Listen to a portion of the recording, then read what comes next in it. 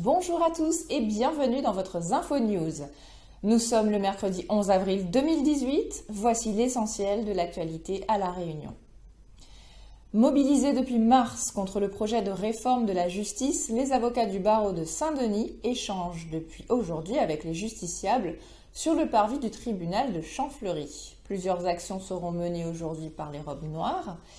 À compter de 9 h, les avocats ont proposé des consultations gratuites aux personnes qui en ont fait la demande.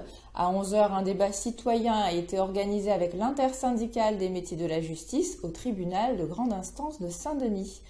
La mobilisation reprendra à 14 h 30 avec un procès fictif de la justice.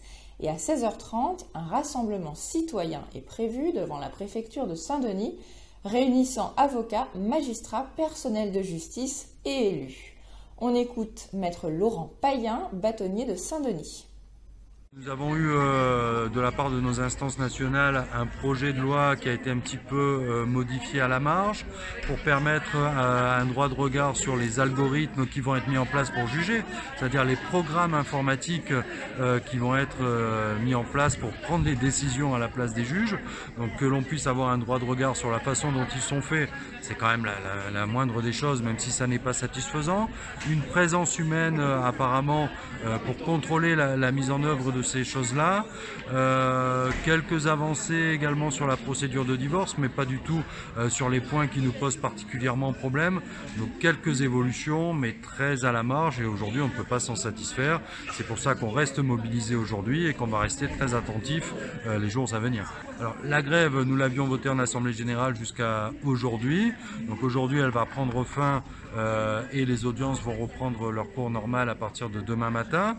Mais nous allons nous réunir en Assemblée Générale vendredi en fin de matinée pour faire le point sur la mobilisation, dans l'attente également des instructions entre guillemets de nos instances nationales pour connaître la position qui va être prise. Vous savez qu'il y a une grande mobilisation à Paris aujourd'hui, un grand rassemblement des bâtonniers et des avocats. Donc voir un peu comment les choses évoluent pour voir et décider des suites que nous allons donner au mouvement, soit par la grève, soit par d'autres modalités d'intervention. EDF célébrait ce matin l'installation de son 160 millième chauffe-eau solaire. Un cap important dans la transition énergétique, un chiffre qui représente 60% des maisons réunionnaises équipées. L'économie énergétique réalisée équivaut à la consommation annuelle de 162 000 habitants, soit celle de Saint-Denis et Sainte-Suzanne réunies. Retour en images avec Laurence Gilibert. Alors aujourd'hui, nous avons souhaité célébrer un cap important pour l'île, pour notre île. C'est le passage de 160 000 chauffe-eau solaires installés à La Réunion. Et ça contribue en même temps à la fois à la réduction de la consommation sur l'île, mais aussi une baisse de la facture d'énergie, d'électricité chez les clients. Alors un chauffe-eau solaire, le prix moyen constaté est autour de 2 500 €. Aujourd'hui, EDF a souhaité faciliter l'accès à un chauffe-eau solaire parce que ça permet vraiment de faire des économies d'énergie. C'est jusqu'à 40% de sa facture qui est économisée. Et on s'est associé aussi à des partenaires qui sont des professionnels qualifiés, qui ont des qualifications et qui donc font des installations de qualité avec des matériels de qualité. On s'est associé à ces partenaires-là pour aider chaque client à s'équiper d'un chauffe-eau solaire.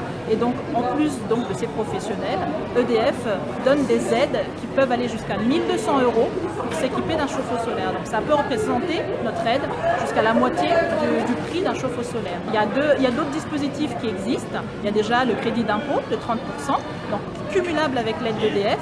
Et puis pour les ménages qui ont des revenus modestes en situation de précarité, on a un partenariat avec la région pour que le chauffe-eau solaire soit gratuit pour ces ménages. Les travaux des ateliers Grand Canal ont débuté il y a quelques mois.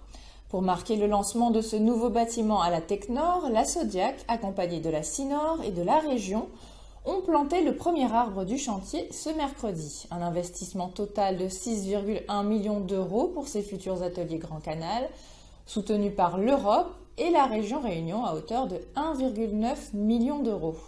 La Sodiac peut donc offrir un prix locatif très attractif de 7 € le mètre carré, hors charge et hors taxe. Philippe Naillet, président de la Sodiac, au micro de Charline Bakowski. Nous posons cet arbre bien sûr un peu de façon symbolique, mais derrière ce qu'il faut voir c'est le chantier, l'équipement atelier Grand Canal qui avance. Je rappelle que c'est un projet attendu où il y aura 2900 mètres carrés qui seront découpés en 13 ateliers avec un loyer qui est très compétitif pour les acteurs économiques puisqu'on sortira autour de 7 € du mètre carré. Donc c'est un chantier, ce sont des ateliers qui sont attendus et il est de notre responsabilité, nous Sodiac, d'accompagner la Sinor qui porte le projet sur un tel équipement. Nous nous appuyons bien sûr sur notre expérience, sur notre expertise pour pouvoir sortir un équipement, je l'ai dit, à un prix raisonnable. Et c'est extrêmement important parce que l'attractivité de notre territoire, du territoire de la Sinor, il passe aussi par le développement économique.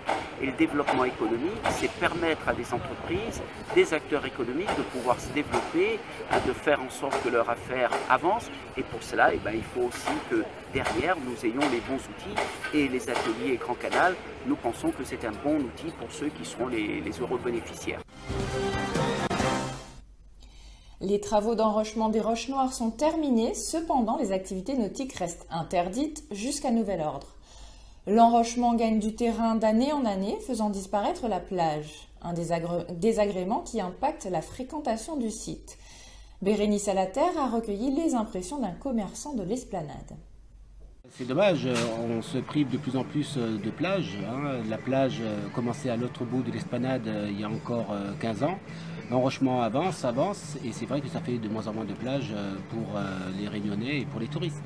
C'est bien la digue du port qui a commencé à modifier les courants et à désensabler des plages.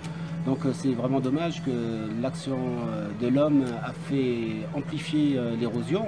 Et c'est dommage qu'on n'essaye pas de faire quelque chose pour essayer de ralentir le processus. Apparemment, il existe des solutions avec des éléments immergés qui permettent de modifier les courants. Et ensuite, dans d'autres endroits de stations balnéaires, on réensable la plage au fur et à mesure que le sable s'en va. Chose qui n'est pas faite ici, donc forcément, le sable s'en va de plus en plus et on remplace dans l'urgence avec des roches. Après 5 jours de grève à la possession, l'intersyndicale et la mairie ont trouvé un accord pour mettre un terme à la mobilisation syndicale.